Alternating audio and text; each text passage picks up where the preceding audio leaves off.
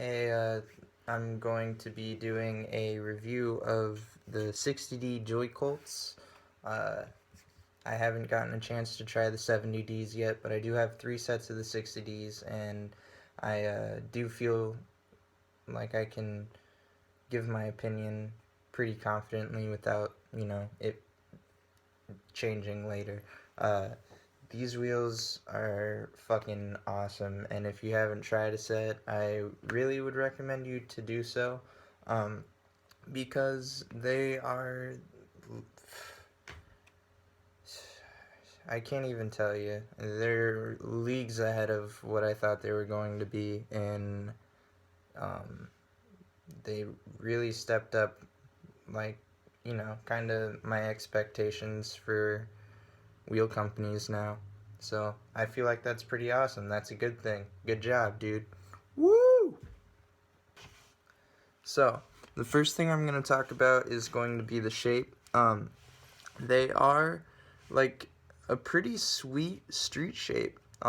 It seems like they're kind of boxy, but I don't really mind that. I really do like how they look. They're a sweet wheel.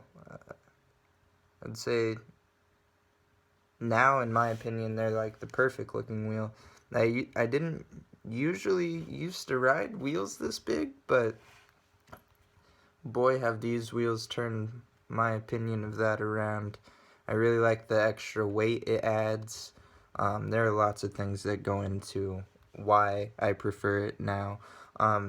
But the size difference is quite a bit larger. I have some stuff to compare it to.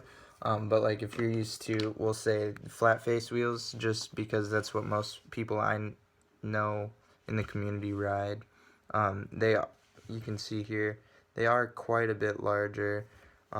They're definitely, you know, designed that way intentionally, which I think he found from a lot of testing that they perform better like this, because I've found the same thing. But these are compared to Snugs, and these are actually dual bearing wheels, which tend to be a little bit larger, but they're still smaller than the Joycolts, which is, not a problem for me. I do have to use a list because I lose track of my thoughts a lot. But the next thing on here is we're gonna talk about like the roll on them. They roll like the bearings are ridiculous. Like it's a super smooth feeling on pretty much every surface. Like, I mean, it does get pretty grippy on certain like grains of wood and some cement stuff. But it really, really, really, really is it it doesn't feel like you're ever beating the shit out of the wheels. Like, it always, feels right. It's cool because there's not a lot of wheels that feel like that for me. The grip is, I would say, mostly on like cement and on, like I was saying, wood.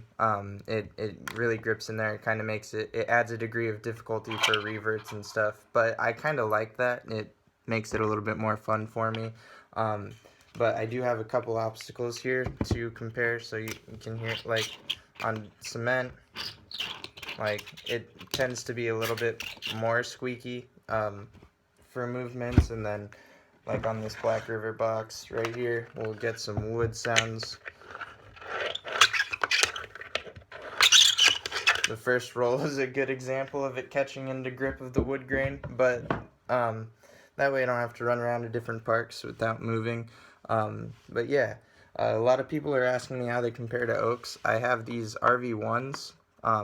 So here's the difference in shape and stuff. They're obviously very different. They're different material for sure. The Oaks are harder, but they do have the 70Ds, which I haven't tried yet. I really want to yet. But I would really prefer Joycolts over Oaks at this point.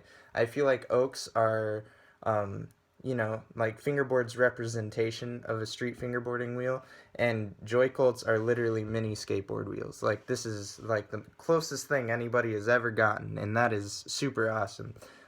They're compatible with Black River trucks originally. They do fit on tech deck trucks and Y trucks with a little bit of wiggle, but if you take like a small piece of pivot cup, put it on your axle behind the wheel instead of a washer, it really helps. It fixes that problem, and they're the perfect wheel in my opinion. They're durable as shit. You can beat the fuck out of them. They I feel like will last forever. I don't see anything happening to any of these 3 sets of wheels. I can't wait to get more sets. I hope to get 70Ds soon, and hopefully it happens like right now, because that would be super awesome. I would really like to not miss a Joycult stock, because I always do now, and for some reason it's always gone immediately. But if you can grab a set, definitely do it. I'll have a link to his website and his Instagram in the bio. The shipping from Canada, because I live in America, has gone up. But I would definitely say just ignore it. It's not his fault.